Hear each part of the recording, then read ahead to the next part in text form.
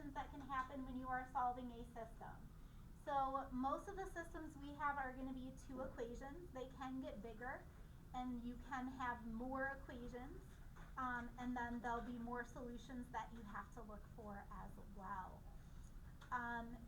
In our current situation, all I want you to do is find the number of solutions that the system has. So when it asks you for extra stuff, like where is it inconsistent or where is it dependent, I don't need any of that. I'm only looking for the number of solutions. So that's all you have to give me. Now, the number of solutions we can tell by looking at the equation. But we have to have the equations in the same format because we can't compare two things that are completely different. So we need them in the same format so we can make a little comparison and then we can tell what we have. So I'm going to give you the three options of what can happen first. Leave me a little space under each one because I'm going to tell you in a minute like how we know it has whatever it has. So I'm going to start with one solution is an option of what can happen. Again, leave me a little bit of room because I'm going to explain how you know if it's one solution. Another option is going to be no solution. Leave a little space again. And then the last option is going to be infinitely many solutions. So those are the three things that can happen. There's no random like fourth thing or fifth thing. Like these are the three things that can happen total. The first thing we need to do is put everything into the form y equals mx plus b. Again, otherwise we're trying to compare apples and oranges and it doesn't make any sense. We need everything in the same form and then we can do a comparison from there. If we have stuff in this format, and we have, I'm going to start down here actually, we have the exact same equation. Then we have infinitely many solutions. Because what that means is that we graphed a line, and then we graphed a line right over top of it, and so every point on that line is a solution. I'm going to segue to this little post-it note I made for just a second. So when I'm talking about solutions, I want to make this a little bit clearer too. When I'm talking about solutions, this is visually what it looks like. This is one solution because they touch in one spot. This is no solution because they are parallel lines and they will never touch. This is infinitely many because it's like I graphed the line. You see how it's super dark? I graphed it and then the next one graphed right on top of it. Okay, so that's how they look visually. One solution is they meet once. No solutions is that they're parallel and they don't meet at all. Infinitely many is that you graph the line and the other line graphs right on top of it. So when would that happen? If we had the exact same equation twice. Now, if I give you the exact same equation twice, you're going to know right away, like, oh, it's infinitely many solutions. So when your book gives you the same equation twice, they present it in a little bit different way so you can't tell it's identical at first. I'll show you what I mean by that. No solution is when you have the same slope only. So you have the same slope, but the y-intercept is different. So that's going to be what gives us parallel lines, where they don't meet, where there's no solution. And if the slopes are different, that's when we have one solution. So these are the things that you're looking for. The first 6 problems, all it wants me to do is tell the type, or not the type, but the number of solutions. So I'm going to start with that. Look at number 1. I want to put it in slope-intercept form. Is the top equation in slope-intercept form? No. So I'm going to do what to it to put it into slope-intercept form? Not divide. Think about law of opposites. If this is a plus 2x, I should, yes. So I'm going to subtract the 2x over to the other side, And I'm also gonna be very literal with this, like when they say put it with x and then plus the number, I'm gonna have my x term first always. Alright, this one isn't in slope-intercept form either, so let's work on that. What could I do first to start getting this into slope-intercept form? Do what? Yeah, so we could subtract the 18 over, so I've got negative 2y equals, I'm going to leave the 4x first, and if I subtract the 18 over, it'll become negative 18. Alright, now I want to get y by itself. So it's close, but not quite. How can I get rid of the negative 2? Divide it. Yeah, let's divide away the negative 2. And we can take away the 2 and that negative sign at the same time. So you could divide 2 separate steps and divide by 2 and then negative 1, but I think it's better to take both at once, right? Take the negative and the 2 all together. So both of these cancel. Y equals 4 divided by negative 2 is negative 2, so I have negative 2x. Negative 18 divided by negative 2 is negative 18 divided by negative 2, 9. Okay, now, remember a minute ago when I said if they're going to give you the same equation twice, you're not going to know right away. Is that what happened?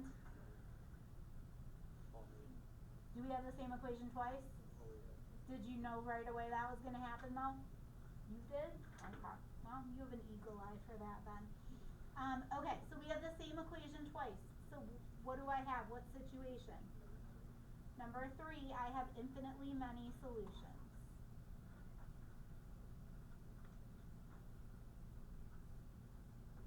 Okay, and that's what it's looking for. It's looking for the number of solutions, and that answers the question for number 1. If you look at number 2, do you see how the slope-intercept form fairy came along and put it in slope-intercept form for you? That was nice. So look at your equations. We don't have any work we need to do ahead of time. What do we have for the number and type of solutions? One solution? None. It should be no solution, right? Because do you see how they only have the same slope? Only meaning the slope is the same, but this part is different. That tells me that I'm going to have different y-intercepts, but the same slope, so those lines are going to stay parallel and never cross. So this is no solution. Again, that's all we're looking for. You don't have to actually solve them if there is a solution at this point. Let's do one more together, and then we're going to skip to the bottom part and talk through those. Alright, number 3, is that in slope-intercept form for the top equation? No, let's put the top one into slope-intercept form. I'm going to subtract over the 7x. So I get negative 3y equals negative 7x plus 5. How can I get y alone?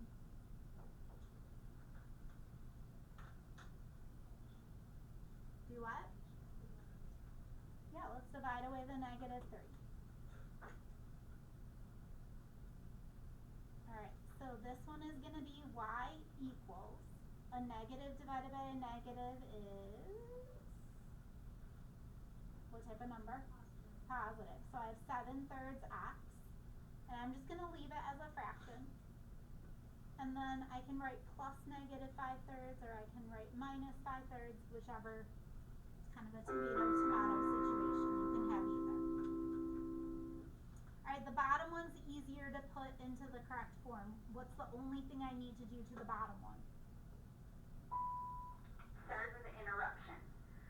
Students, if you're going to bring a guest to homecoming that does not go to Headland. Okay. Continuing on. Let's take a look at the bottom equation. What can I do with the bottom equation to get it into slope-intercept form? Move the 2x. Yeah, so let's subtract the 2x over, so I get negative 2x plus 12. equations now that they're in the same form. Which situation is it? One solution. One solution because they have different slopes. So one, and I'm going to write SOL for solution.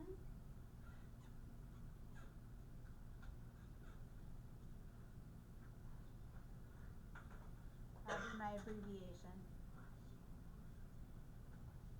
Alright, next. The bottom problems actually want us to also solve.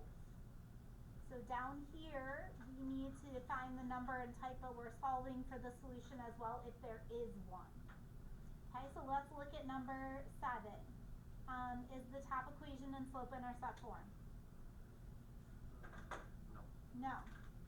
So I'm going to subtract over the 3x. I get y equals negative 3x plus 3. Bottom equation. The first thing I'm going to do is I'm going to flip stuff around a little bit. I'm going to move the negative 2y to the left and the 6x plus 1 to the right. How can I finish putting that into slope-intercept form? Like negative 2.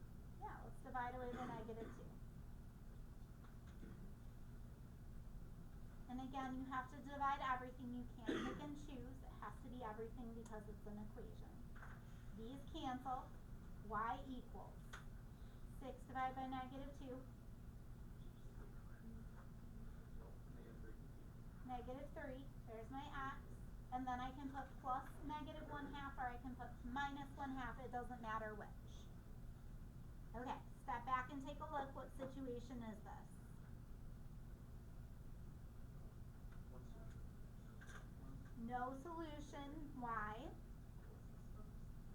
The slopes are the same, but only the slopes are the same. So this is no solution. So if you were to graph it and look for a solution, you would find there is not one. Alright, number 8. This is the last one we're going to do together. The bottom equation is in slope-intercept form, but the top one is not. What do I need to do to the top one? Add 2x. Yeah, if we add the 2x over, y equals 2x plus 4. So these are the two equations I need to compare. What situation do I fall under? One solution. Okay, one solution. Now, because my directions say to solve, I'm not just going to write one solution. I'm actually going to figure out what that solution is. So, bless you, for a variety of reasons, I'm going to let you use the Chromebooks to help you.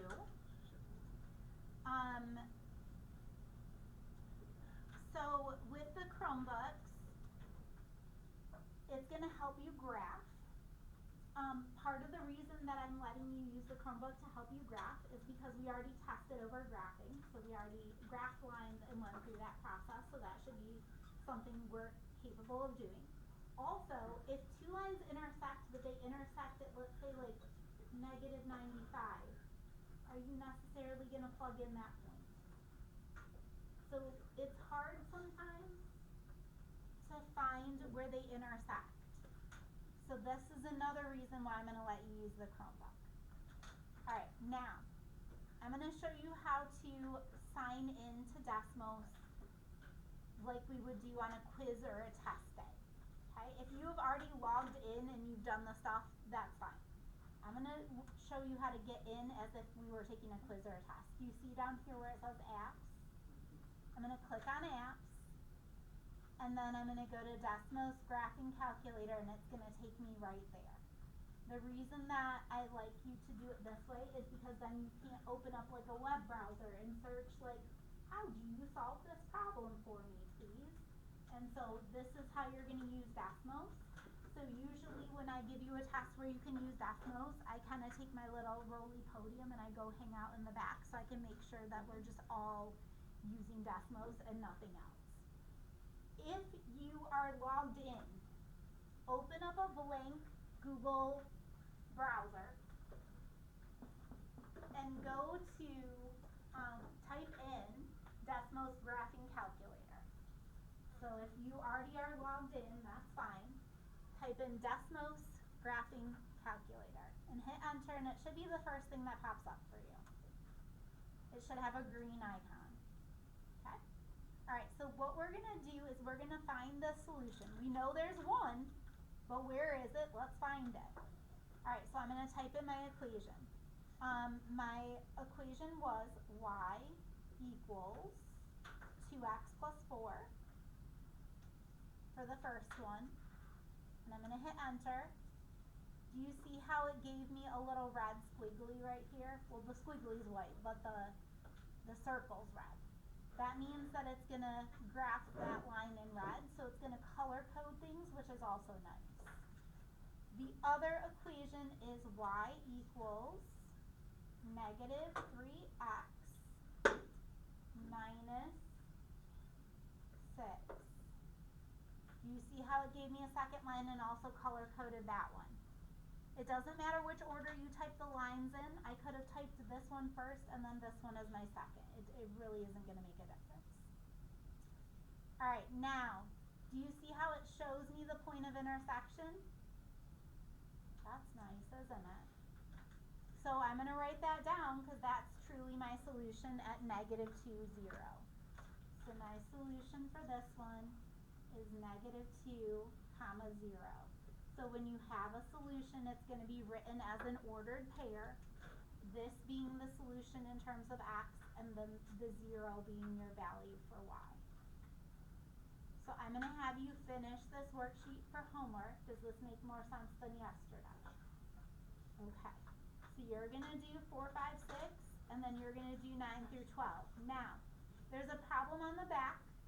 I'm going to wait for story problems until tomorrow because I think they kind of fit better when we talk about how to solve algebraically. So I don't want you to do this one, but I do want you to do the rest of the front of the worksheet. And this is what I'm going to check in for homework tomorrow. So I don't need the bookwork from last night, but I am going to check in this worksheet only. Does that make sense? Yes, no?